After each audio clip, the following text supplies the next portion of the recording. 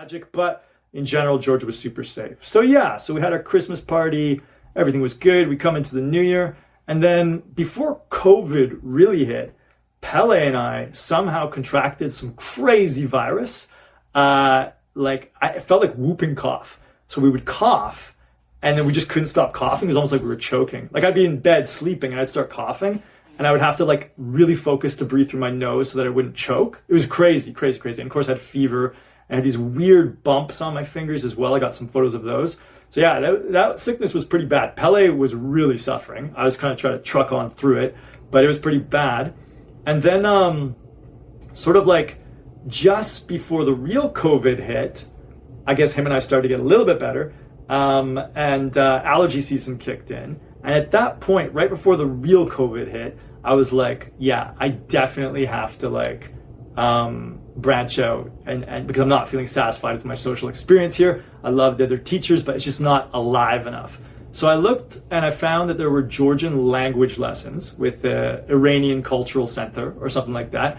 And I also saw that there was like this like Tbilisi fun sport, volleyball. And I was like, okay, I'll do those two things. So I remember like sort of like, I think it was late February, I started those two activities.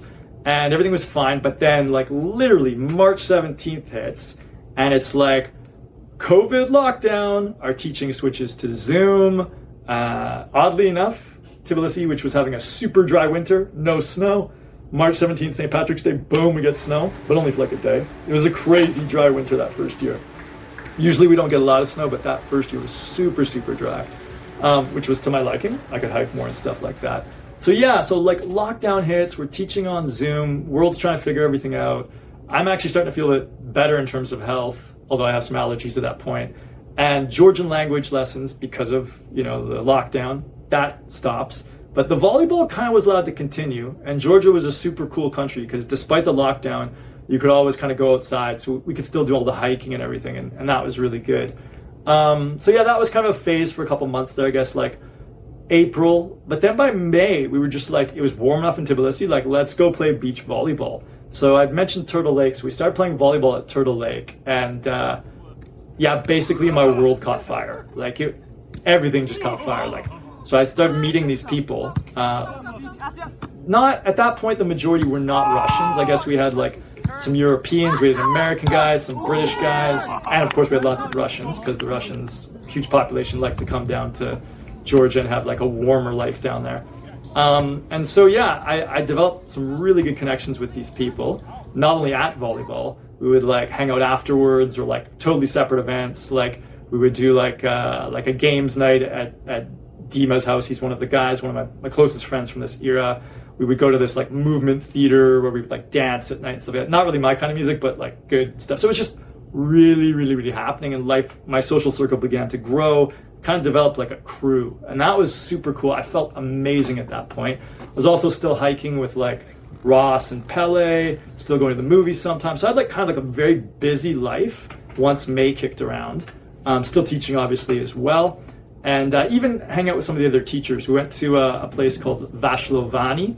It's like I think that's the name. I may need to correct that. It's like the desert region in very, very far east Georgia. So I've got some photos of that. There's like these mud volcanoes. I don't know if it's got to do with like oil, like in Azerbaijan, but these like mud volcanoes in the desert. And then we went to this Hornabuji, really awesome fortress that hopefully I have some photos I can share with you. So that was with the other teachers. But in general, my life was really starting to happen with this volleyball crew. And I tried to link them in a little bit with my teaching crew, Pele and Ross. So we did some hikes with them, but different energies, just different vibes in general. Although Pele and Dima kind of became friends. And the sort of peak of all of this, actually before I say that, volleyball was amazing. Volleyball was amazing, but in social situations, there's always kind of conflict. So in our volleyball crew, there was a group who wanted to play more seriously and a group who just wanted to have fun. And sort of in the middle of the summer, maybe June, July, there was a huge showdown where like my buddy Dima and this dude Anton was the more serious guy. Dima was like with me and the slackers who just want to have fun. Major showdown on the volleyball court. And yeah, so the group kind of divided into two. And the slackers kept the Tbilisi fun sport and the others became hard sport. But fun sport was what I was all about. I mean, I like volleyball, but it's all about social. So like that was my thing and I was with that crew. Super good. So yeah.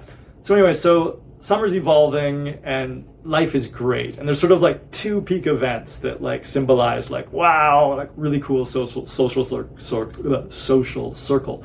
Speed Boy. And one of them is we went to this place called Ananuri, which is this like reservoir lake outside of town.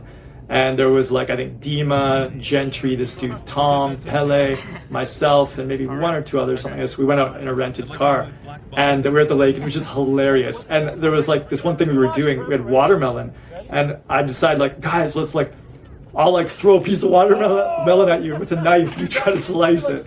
So I think we have some cool video of that, some cool video of the lake. It was an amazing day out there. That was really peak.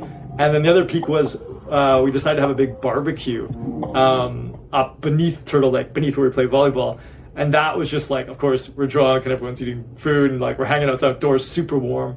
So I got some photos of that. And that was just amazing as well. I remember Dima was like jumping through this fire and stuff. But anyway, just like really kind of dumb, young, fun, but lots of energy and feeling really, really bonded with this crew. So it was super cool. And that sort of brought me to like, I guess, August or so. And I remember I was like, well, should I go on some kind of holiday or vacation before the school year starts up, year 2?